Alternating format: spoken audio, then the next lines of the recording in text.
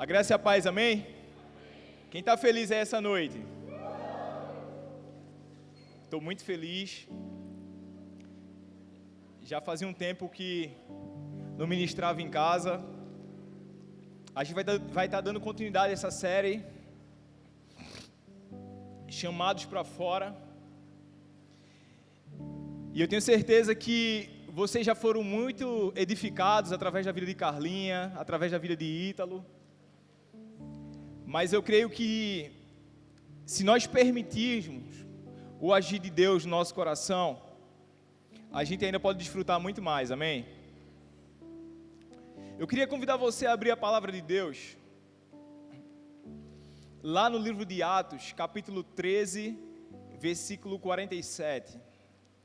Atos 13, 47.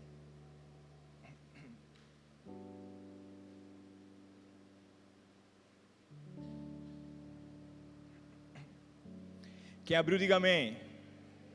Vou esperar um pouquinho.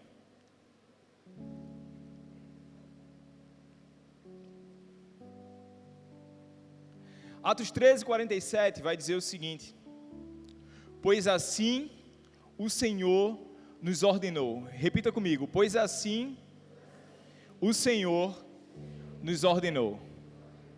Só até aí. Eu fiz de você luz para os gentios, para que você leve a salvação até os confins da terra. Feche seus olhos. Pai, muito obrigado por esse momento. Muito obrigado pela tua palavra, Deus. Muito obrigado por cada vida que entrou aqui nesse lugar. Espírito Santo de Deus, que a nossa vida seja transformada pelo teu poder, Pai. Espírito Santo de Deus, que cada vida que entrou aqui nesse lugar possa ter o entendimento de quem o Senhor é. Que a gente possa ter, Deus, o discernimento do teu chamado, do teu propósito. Deus, que a tua palavra venha como revelação ao nosso coração, Pai. Que cada vida que entrou aqui nesse lugar saia por aquelas portas transformadas, Deus. Nós cremos que o teu evangelho é poderoso para transformar qualquer situação. Então, Espírito Santo de Deus, nós declaramos que nós somos teus. Faça conforme a tua vontade, assim na terra como é feita nos céus, Pai. Em nome de Jesus, amém. Amém? Irmãos, falar sobre evangelismo é algo que mexe muito comigo, porque, como muitos sabem, eu não nasci numa família cristã, não nasci num lar evangélico, e eu fui alcançado através do evangelho, porque algumas pessoas entenderam o poder do evangelismo, porque algumas pessoas entenderam a importância, e decidiram cumprir esse tão importante mandamento que o Senhor nos deixou. Nesse texto que a gente leu em Atos 13, 47, a Bíblia fala que o Senhor nos ordenou. Então temos que entender que o ID de Deus não foi um pedido do Senhor. O ID de Deus não foi uma sugestão que Deus ele nos deixou. Ora, se você quiser, você vai e pregue, não. Mas foi uma ordenança de Deus. E Deus ele fala: eu fiz de você luz para os gentios. Existe um propósito para Deus ter levantado você como luz nessa geração, irmãos. O grande problema que a gente acha é que o nosso grande propósito é entregar a nossa vida para Jesus, começar a frequentar uma igreja, morrer e ir para os céus. Só que nós temos que entender que quando nós entregamos a vida para Jesus, não é o ponto final da nossa história, mas é o ponto de partida. É a partir desse momento que tudo dentro de nós é transformado, e tudo aquilo que é transformado dentro de nós tem que vir para fora também. É por isso que existe um propósito, irmãos, de nós sermos levantados como luz. Marcos 16, 15, ele vai dizer: e disse-lhes: vão pelo mundo, pregue o evangelho a todas as pessoas. Como eu falei, foi um mandamento de Deus. E o próprio Jesus, ele fala: aquele que me ama, obedece os meus mandamentos. Então a gente praticar o ID, A gente viver o propósito que Deus deixou para nossas vidas, significa a gente responder a um amor que a gente tem por Deus. Sabe, às vezes a gente quer dosar e ditar a forma que a gente vai amar o Senhor. A gente quer que Deus, Ele aceite a nossa forma de amar. Deus, a minha forma de te amar é ir uma vez na semana para a igreja. Deus, a minha forma de te amar é entregar um dízimo em uma oferta. Deus, a minha forma de te amar é fazer uma oração antes de dormir. Não, irmãos. O próprio Deus, Ele determina a forma que Ele quer ser amado, e Ele diz: aquele que me ama é aquele que obedece aos meus mandamentos. 1 Timóteo capítulo 2, versículo 4, Paulo, ele vai dizer para Timóteo de uma forma bem explícita: olha, o desejo de Deus é que todos os homens sejam salvos e cheguem ao conhecimento da verdade. O desejo de Deus é que todos nós sejamos salvos. Sabe, irmãos, eu não sei você, mas por muito tempo eu tinha uma imagem errada do Senhor. Por muito tempo eu pensava que Deus era um Deus poderoso que estava esperando só uma chance de eu errar para me condenar, para apontar um erro meu, para apontar uma falha minha. Sabe por quê? Porque muitas vezes pessoas que não conheciam a Deus me apresentavam a Deus de uma forma errada. Só que a Bíblia nos ensina que o desejo de Deus é que todos os homens sejam salvos. E é por isso que nós precisamos entender esse chamado de Deus para nós anunciarmos esse Evangelho. É por isso que nós precisamos entender que essa mensagem de esperança, essa mensagem de amor, tem que chegar ao coração de todos. Abra comigo Romanos, capítulo 10, versículo 13. Romanos 10, 13.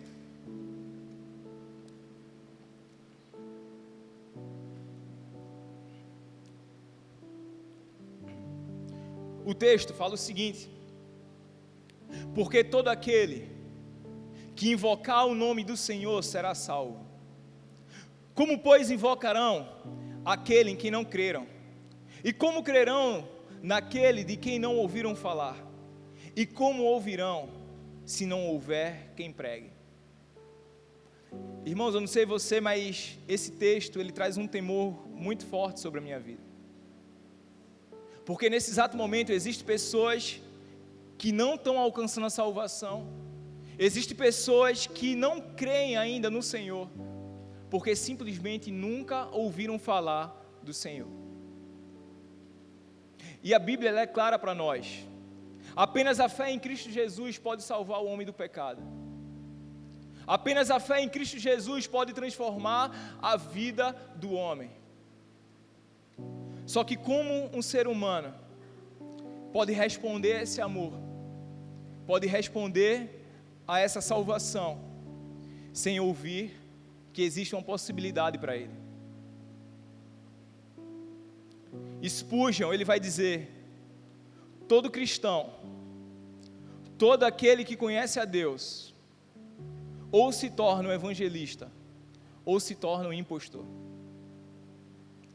Porque, irmãos, não tem como a gente conhecer a Jesus, não tem como a gente ouvir sobre essa salvação e calar e guardar apenas para nós.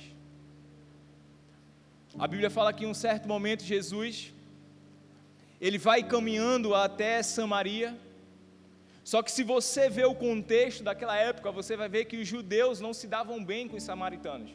Mas ainda assim, Jesus, ele decide passar por Samaria. E a Bíblia fala que ele encontra uma mulher naquele lugar. E ele começa a conversar com aquela mulher, e aquela mulher até estranha, porque um judeu para falar com ela. Então Jesus, ele começa a revelar a vida daquela mulher, e aquela mulher, ela tem um encontro com Deus naquela tarde. Jesus, ele revela o que aquela mulher tem vivido, e aquela mulher, ela entende que Jesus é o Cristo, e ela corre para a sua cidade, ela anuncia a todas as pessoas que ela vê, ela diz: olha, venham ver que eu conheci um homem que falou de toda a minha vida, venham ver, porque esse homem, ele pode ser o Cristo, o Salvador.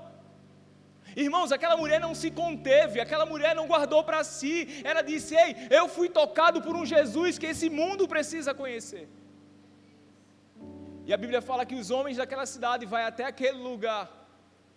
Eles pedem para Jesus ficar mais tempo com eles. E depois de um tempo, eles olham para aquela mulher e falam: agora não é mais porque você falou dele para nós, mas é porque nós vemos e nós cremos que ele é o Salvador.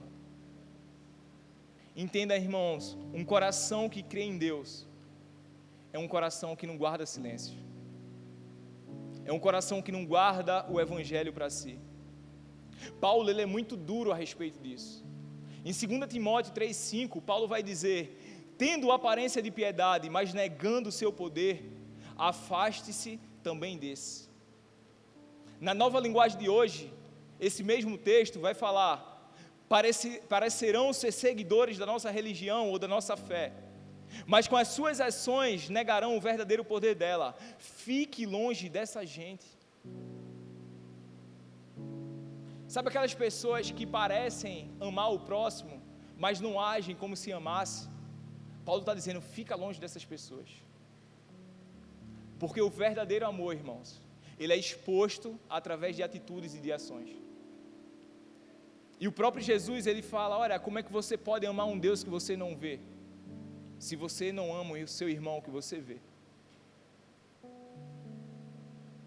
Como é que pode, irmãos? O Evangelho tem que queimar em nosso coração, a ponto de gerar um inconformismo, a ponto da gente não se contentar em ver vidas sendo perdidas lá fora. Filipenses 1:20, abra comigo, Filipenses 1:20.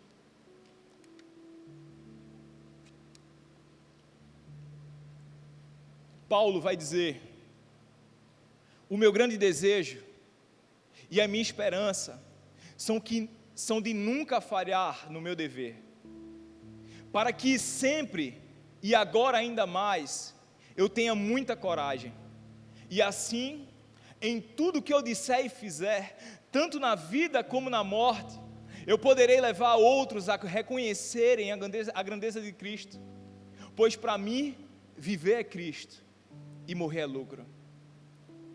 Paulo estava dizendo: olha, eu espero nunca falhar nessa missão, eu espero não errar, eu espero não desistir, porque o meu desejo é levar outras pessoas a conhecerem a Jesus, porque, irmão, se for preciso morrer, eu vou morrer, porque para mim o viver é anunciando a Jesus Cristo, e morrer é para estar sentado com Jesus Cristo. Esse tem que ser o desejo do nosso coração, irmãos. É um desejo de anunciar o Evangelho, é o desejo, sabe, de levar pessoas a conhecer a Jesus, é o desejo de levar esperança. Leonardo Ravenhill, ele vai dizer: hoje há milhões e milhões de pessoas seguindo para o fogo do inferno, porque nós há muito tempo perdemos o fogo do Espírito. Porque, irmãos, quando nós temos o Espírito Santo queimando em nossos corações, a gente não pode se conter. Só que muitas vezes nós amamos mais a nossa reputação do que ao Senhor. Atos, capítulo 4, versículo 18, vai dizer o seguinte: então, chamando-os novamente, ordenaram-lhes que não falassem nem ensinassem em nome de Jesus. Mas Pedro e João responderam: julguem, senhores mesmo, se é justo aos olhos de Deus obedecer aos senhores e não a Deus, pois nós não podemos deixar de falar do que vimos e ouvimos. Pedro e João, eles são presos, são açoitados, tentam calar os dois, e eles dizem: olha, julguem vocês se isso é certo ou não, julguem vocês se nós devemos nos calar ou não, porque a gente tem que escolher entre obedecer a vocês ou obedecer a Deus. A gente não pode deixar de anunciar aquilo que os nossos olhos viram e aquilo que os nossos ouvidos ouviram. Eles entenderam, irmãos, que o chamado e o propósito era maior até do que sua própria vida. Eles não temeram em meio à perseguição, eles não temeram em meio à dificuldade. A Bíblia fala que tinha muitos momentos que Jesus anunciava, sabe, o Evangelho, Jesus falava das boas novas, e tinham pessoas que criam em Jesus, mas não proclamavam a sua fé, porque preferiam a glória dos homens do que a glória de Deus. E quantos de nós não agimos da mesma forma, irmãos? Quantos de nós preferimos a nossa reputação? Eu não vou anunciar o Evangelho não, porque o que será que vão pensar de mim? Se as pessoas da minha sala souberem que eu sou cristão, se as pessoas do meu trabalho souberem que eu sou cristão, sabe, eu lembro que alguns anos atrás, eu gosto de contar essa história porque deixa viva a memória desse meu amigo. Tinha um jovem aqui na nossa juventude, aqui no DIP, chamado Giovanni, que ele era um grande evangelista, e eu lembro que ele era um dos jovens mais ousados que tinha no Ministério do Evangelismo.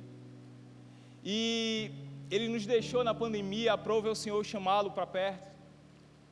E é engraçado que parece que Giovanni sabia que ele tinha pouco tempo, porque Giovanni, ele vivia uma vida sem reservas, cara. Ele era um cara que ele vivia de forma intensa aquilo que ele cria. E eu lembro que um dia a gente estava numa boate, e o Espírito Santo falou muito forte no meu coração. E ele disse: Danilo, eu quero que você vá naquele grupinho ali de jovens e fale com aquele rapaz. Só que, irmãos, era uma galera que estava lá reunida, uma galera com naipe de playboy, a turma falando alto, bebendo e tal, na festa. E eu disse: Deus, vou nada. A galera vai rir da minha cara, vai debochar. E o Espírito Santo, mais uma vez, eu quero que você vá lá naquele grupo e fale com esse jovem. E eu lembro que eu estava muito nervoso, eu disse: eu vou não. Aí eu falei com o Giovanni, eu disse: Giovanni, Deus está falando comigo, cara. Deus está mandando eu falar com aquele jovem ali. Ele: oxe, vamos lá, pô, vem, levanta.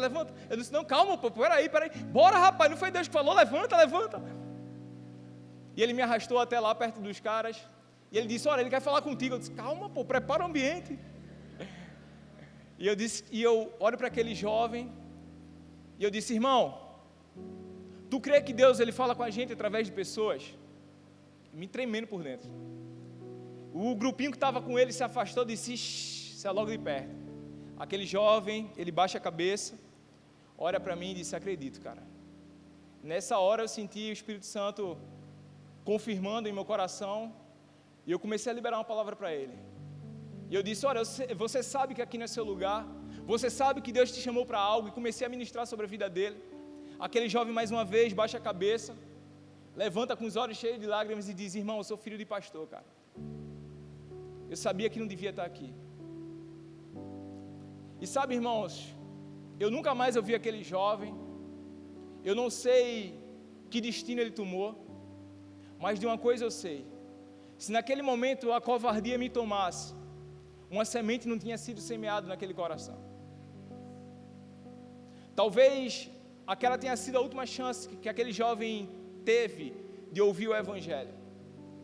A gente nunca sabe quando será o nosso último dia, a gente não sabe quando será a última oportunidade que aquela pessoa vai ter de ouvir o Evangelho, se não for através da sua vida, irmão. Só que muitas vezes a gente leva o Evangelho como se fosse uma brincadeira.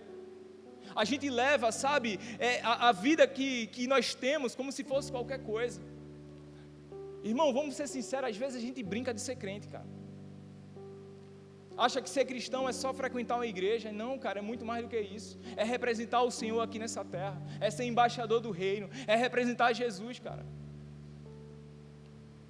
Spurgeon, ele vai dizer: se os pecadores serão condenados, que eles o sejam, pelo menos passando por cima de nossos corpos. Se os pecadores hão de perecer, que eles os façam, pelo menos tendo nosso braço a agarrar-lhes o joelho, implorando que fiquem. Se o inferno tem de ser cheio, que o seja, pelo menos contra o vigor de nossos esforços. E não permitamos que ninguém vá para o inferno sem que os tenhamos advertidos e por eles tenhamos orados. É com esse senso de propósito, irmãos, que nós temos que viver a nossa vida.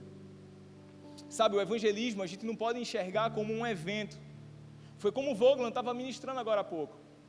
O evangelismo não é só você pregar em alta voz, mas entenda que a nossa vida ela tem que ser um evangelismo ao Senhor. é no seu trabalho, é na sua faculdade, é na sua casa. É você representar a Cristo e anunciar através das suas ações, através da sua palavra, através do seu testemunho. É para isso que nós fomos chamados, irmãos. Colossenses 2,6. Abra comigo Colossenses 2,6.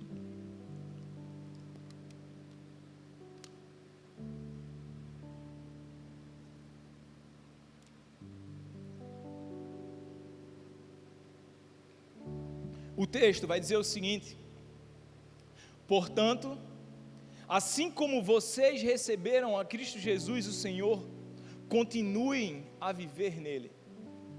Assim como vocês receberam a Cristo Jesus, continuem a viver nele. Irmãos, eu não sei como é que vocês receberam Jesus na sua vida, mas quando eu recebi o Senhor, cara, eu estava completamente apaixonado por Jesus. Meu coração estava queimando de amor por Jesus. Eu queria estar em todo culto que eu podia. Eu queria ganhar todo mundo ao meu redor para Jesus. Eu queria discipular toda essa nação, cara. E a Bíblia está dizendo, olha, da mesma forma que vocês receberam, continuem a viver nele. Cara, muitas vezes a gente deixa esse fogo ir morrendo em nossas vidas. A gente começa uma caminhada apaixonada por Jesus, apaixonado por vidas, apaixonados em pregar o Evangelho, e depois a gente se acostuma, cara. Às vezes a gente vê, sabe, pessoas recém-convertidas, queimando pelo Evangelho, querendo anunciar, e muitas vezes a gente freia essa galera. E a gente diz, ei, calma, calma, é fogo de palha. Não, cara, é amor. E esse mesmo amor, cara, tem que estar em você também, tem que estar incendiando também. Só que a gente se acostuma com a nossa vida. Irmãos, é muito fácil a gente cair no comodismo. Sabe, Satanás não precisa de muito para parar uma igreja, não. Basta deixar ela acomodada. Basta isso, cara. Lembra daquele amor que você tinha por vidas. Lembra daquele amor que você tinha, sabe, da forma que você preparava a sua rede, a forma que você amava o seu irmão. Sabe, a Bíblia fala que Jesus, Ele chamou 12 apóstolos, e através desses 12, o Evangelho chegou até a mim e a você. Já parou para pensar nisso? 12 jovens levantados pelo Senhor. Segundo alguns estudiosos, apenas Pedro era maior de idade. 12 jovens passaram por diversas coisas para que o Evangelho chegasse até a mim e a você. Muitos deles passaram frio, fome, perseguição, açoite. Agora deixa eu fazer uma pergunta para você. E se dependesse de mim e de você? Se você fosse um desses 12, será que o Evangelho teria sido propagado dessa forma? Será que a salvação chegaria até esse tempo? Paulo, ele vai dizer, aquilo que de Deus eu recebi, isso eu dou a vocês. Sabe, um tempo atrás, eu conto essa história até, eu dou até algumas risadas quando eu conto essa história. Mas um tempo atrás eu fui convidado para ministrar em uma igreja lá em Maceió. E esses irmãos que me convidou, nos tratou com muito amor, com muito zelo. Eles nos colocaram num hotel à beira-mar, foi eu e Carlinha, a gente viajou para lá, aleluia. E eu lembro que a gente estava dormindo, o hotel era recém-inaugurado, tinha 3 meses de construção desse hotel. E a gente estava dormindo, e quando deu mais ou menos 4 ou 5 horas da manhã, toca um alarme de incêndio, irmãos.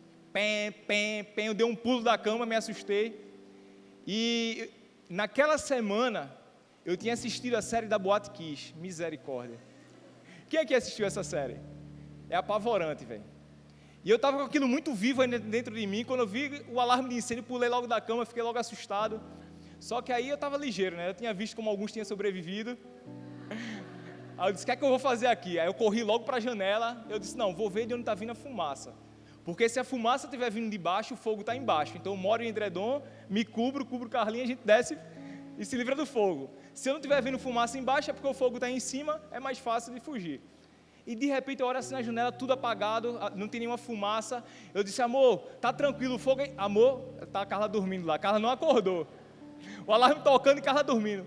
Carla, acorda, tá pegando fogo. Calma, você é muito grosso. Eu disse, tá pegando fogo, vai morrer.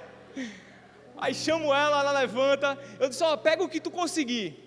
Eu lembro que eu peguei meu celular, peguei o cartão, não sei o que, e aí, bora? Ela tá no espelho aqui se arrumando. Carla, tá pegando fogo, bora! E eu lembro que quando eu abri a porta, tinha gente de pijama correndo, mulher de baby doll, maior correria nos corredores. Eu disse, bora, tá vendo? Aí ela se assustou, teve noção do que estava acontecendo. E eu lembro que tem algumas pessoas ainda pensando em ir para o elevador. Eu abri o saguão da escada e disse, não, pela escada. Irmãos, a gente estava no 7º andar. Lá vai a gente descendo a escada, correndo. Chega lá embaixo, todo mundo suado, todo mundo cansado. Aí a recepcionista, perdão, foi alarme falso. Cheio de gente lá embaixo, de baby doll, de pijama, aquela maior vergonha. Só que depois eu parei e pensei, amor, a gente não bateu em nenhuma porta. E aquilo veio, sabe, com uma sensação de tristeza no meu coração. Porque no momento de desespero, no momento que a nossa vida estava em perigo, eu só pensei em salvar a minha vida e a dela. E se algumas pessoas mais não tivessem ouvido, ou o alarme não tivesse tocado em alguns quartos? A gente não parou para bater em nenhuma porta, irmãos. E sabe quantos de nós não vivemos uma vida dessa forma? A gente está salvo, o nosso próximo está salvo, o nosso familiar, então a gente está tranquilo. A gente se acomoda com isso. A gente não se lembra que ao quarto ao lado pode ter alguma vida a ser salva. A gente não se lembra que no banco do lado pode ter alguém precisando de salvação. Sabe, eu lembro que um tempo atrás o pessoal estava batendo muito na área da saúde. E a gente na faculdade foi chamado para participar de uma palestra em relação à saúde. E eu lembro que um médico, ele falou sobre o atendimento humanitário aos pacientes que chegavam no consultório. E ele disse, olha, entenda uma coisa. Quando um paciente entrar no seu consultório, não é só um paciente a mais que está entrando. Aquela pessoa é o amor da vida de alguém. Sabe, irmãos, essas vidas que nesse momento estão perdidas, não é só mais uma vida, não é só mais um número, não é só mais alguém que vai preencher um banco vazio, mas é o amor da vida de alguém, cara. Jesus amou essa pessoa. Da mesma forma que Jesus, ele se entregou por mim e por você, Jesus se entregou por essa vida também. E Filipenses 2,5 vai dizer o seguinte: seja a atitude de vocês a mesma de Cristo Jesus, que embora sendo Deus, não considerou que o ser igual a Deus era algo a que devia apegar-se, mas esvaziou-se a si mesmo, vindo a ser servo, tornando-se semelhante aos homens, e sendo encontrado em forma humana, humilhou-se a si mesmo, e foi obediente até a morte, e morte de cruz. Você pode dar uma glória a Deus por isso? A mesma atitude que Jesus teve, nós precisamos ter também. O mesmo sentimento que Jesus teve, precisa estar no meu e no seu coração também. Jesus se importa com cada vida, irmãos, que está aí fora. Jesus se importa com cada vida que está perdida nesse momento. A mesma compaixão que Ele teve por mim e por você, Ele teve por essas vidas também. Judas, capítulo 1, versículo 22, vai dizer: tenham compaixão daqueles que duvidam. A outros salve-nos, arrebatando-os do fogo. A outros ainda mostrem misericórdia com temor, odiando até a roupa contaminada pela carne. Tenham compaixão daqueles que duvidam. Há um tempo atrás, quem duvidava era eu e você, irmão. Há um tempo atrás, quem não cria em Jesus era eu e você. Só que é muito fácil a gente olhar para as pessoas e dizer: esse cara está nem se importando, essa pessoa está duvidando. Tenham compaixão, irmãos. Tenham compaixão daqueles que duvidam. Não foi fácil alcançar você. Não foi fácil para que você cresça. Irmão, só meu líder sabe o que ele passou. Só Deus sabe o trabalho que eu dei. Mas se eu estou aqui hoje foi porque alguém insistiu. Irmão, se você está aqui hoje, foi porque alguém orou por você. Foi porque alguém acreditou em você. Foi porque alguém levou a esperança até você. Tenham compaixão daqueles que duvidam. Romanos 13:11 vai dizer o seguinte: façam isso, compreendendo o tempo em que vivemos. Chegou a hora, repita comigo, chegou a hora de vocês despertarem do sono, porque agora a nossa salvação está mais próxima do que quando cremos. Irmãos, chegou a hora. Chegou a hora de nós despertarmos. Chegou a hora de nós entendermos o real propósito das nossas vidas, cara. Não dá mais para a gente se conformar. Existe uma geração lá fora, caminhando a passos largos para o inferno, cara. E isso precisa doer no meu e no seu coração. Existe uma geração lá fora se perdendo. A gente é muito bom em criticar, cara. A gente é muito bom em apontar dedo e dizer, olha, tá vendo o que está acontecendo? Isso não pode, isso não pode. E você vai fazer o quê? Sabe, irmãos, a mesma geração que denuncia, que não permite, que não aceita o aborto, tem que ser aquela geração que se levanta para adotar. A gente precisa ser resposta para essa geração. A Bíblia fala que a criação anseia pela manifestação dos filhos de Deus. Nós precisamos ser resposta para essa geração. Sabe, irmãos, esse mês de setembro, as pessoas marcaram como Setembro Amarelo. Foi preciso uma sociedade se mover para lembrar a todos que existem pessoas tirando sua própria vida. Existem pessoas sofrendo aí fora. Existem pessoas que não têm mais esperança em viver. Sabe, irmãos, muitas vezes eu enxergo isso como uma denúncia para nós. Porque precisa alguém de fora se levantar para nos mostrar o que está errado. Para nos mostrar que a gente precisa se levantar. Para nos mostrar que a gente precisa agir de alguma forma.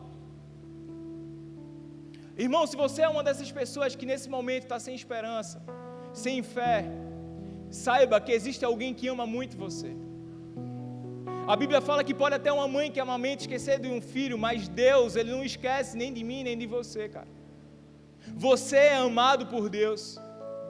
2 Coríntios 8:9 vai dizer, pois vocês conhecem a graça de nosso Senhor Jesus Cristo, sendo rico se fez pobre por amor de vocês, para que por meio de sua pobreza vocês se tornassem ricos. Irmão, entenda uma coisa, Jesus morreu uma morte que Ele não merecia, para que a gente pudesse viver uma vida que a gente não merecia. Você é amado, irmãos. Você é amado. 2 Coríntios, capítulo 5, versículo 20, vai dizer, portanto, somos embaixadores de Cristo, como se Deus estivesse fazendo o seu apelo por nosso intermédio. Por amor a Cristo, lhes suplicamos, reconciliem-se com Deus. Quando nós entendemos quem nós somos, quando nós entendemos que nós somos embaixadores de Cristo, que nós temos um propósito nessa terra, nós entendemos que é como se o próprio Deus estivesse fazendo um apelo através da nossa vida, irmãos, olhando com a mesma misericórdia, sabe, amando aquela vida, da mesma forma que Deus amaria, sem preconceito, sem julgamento, sem apontar, mas é amar, irmão, é apresentar o Evangelho a essa pessoa. Foi como a gente estava dizendo no curso logo cedo.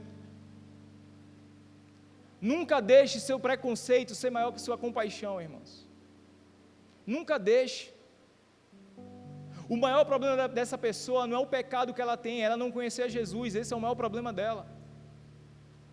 Porque por mais que ela abandone alguma prática, não é isso que vai levar essa pessoa para o céu, é só uma vida rendida aos pés de Cristo que vai.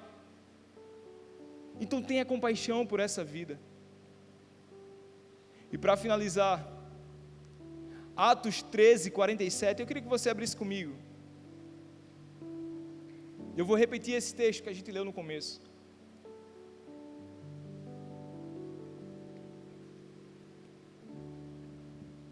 Atos 13, 47. Pois assim o Senhor nos ordenou: eu fiz de você luz para os gentios, para que você leve a salvação até os confins da terra. Ouvindo isso, os gentios alegraram-se e bendizeram a palavra do Senhor. E creram todos os que haviam sido designados para a vida eterna. E a palavra do Senhor se espalhava por toda a região. Sabe quando o mundo vai se alegrar e a palavra de Deus vai se espalhar por essa nação? Quando nós entendermos o real propósito que nós fomos chamados para viver. Quando a gente decidir, irmãos, não simplesmente viver de uma ação evangelística, mas se a gente viver uma vida evangelística, uma vida que carrega o evangelho, uma vida que leva Jesus aonde quer que a gente vá. Ele nos fez luz, irmãos. Olha para o irmão que está do seu lado e diga: meu irmão, Ele te fez luz. Ele nos fez luz, irmãos. Danilo, na minha casa está uma situação terrível. Ele te fez luz naquele lugar. Danilo, no meu trabalho está uma situação deplorável. Ele te fez luz naquele lugar. Na minha faculdade está uma situação, cara, está horrível. Ele te fez luz naquele lugar. Ele te fez luz, irmãos. Fica de pé no teu lugar.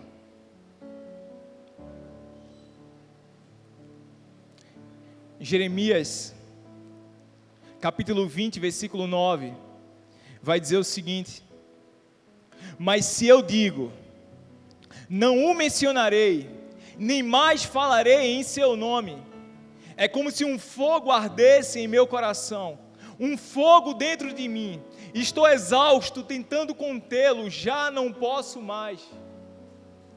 Irmão, Jeremias está dizendo: olha, se eu tentar guardar o evangelho para mim, se eu tentar não levar Jesus para onde quer que eu vá, se eu tentar não declarar esse amor que eu tenho por Deus, é como se um fogo ardesse dentro de mim. Eu tento conter, mas eu não consigo. Sabe, irmãos, quando nós conhecemos a Jesus, é esse fogo que tem que queimar dentro de nós. É um fogo que a gente não suporta apenas guardar, mas tem que derramar sobre vidas. Precisamos ter compaixão por essas vidas lá fora, irmãos. Precisamos ter compaixão da mesma forma que Cristo se compadeceu de nós. Nós não somos melhores do que ninguém. Quantas pessoas aí fora, irmãos, estão nesse momento perdidas, sem esperança, sem amor, sem paz, com um vazio existencial, pessoas tentando tirar a própria vida, enquanto Jesus, Ele diz: eu sou o caminho, eu sou a verdade e eu sou a vida. Enquanto Jesus diz: eu sou a paz que excede todo entendimento. E muitas vezes a gente guarda essa verdade apenas para nós. Só que eu creio que nessa noite o Senhor levanta essa geração para fazer algo diferente. Eu creio que nessa noite o Senhor tem despertado pessoas, não apenas para viver, sabe, numa caixa, numa bolha religiosa, mas eu creio que o Senhor tem levantado pessoas para viver um propósito. Pessoas que entenderam que o Evangelho não é simplesmente bater pontos semanalmente na igreja, mas pessoas que têm entendido que o Evangelho é poderoso para mudar essa realidade, que o Evangelho é poderoso para evitar que jovens estejam morrendo aí fora, que o Evangelho é poderoso para transformar uma sociedade, que o Evangelho é poderoso para mudar o mundo, irmãos. Agora essa verdade tem que estar viva em mim e em você. Nós precisamos entender que a Bíblia não é um conto de fadas, irmãos, mas é uma verdade encarnada dentro de nós. Davi, ele vai dizer: escondi as tuas palavras em meu coração para não pecar contra ti. A palavra do Senhor tem que estar viva em nosso coração.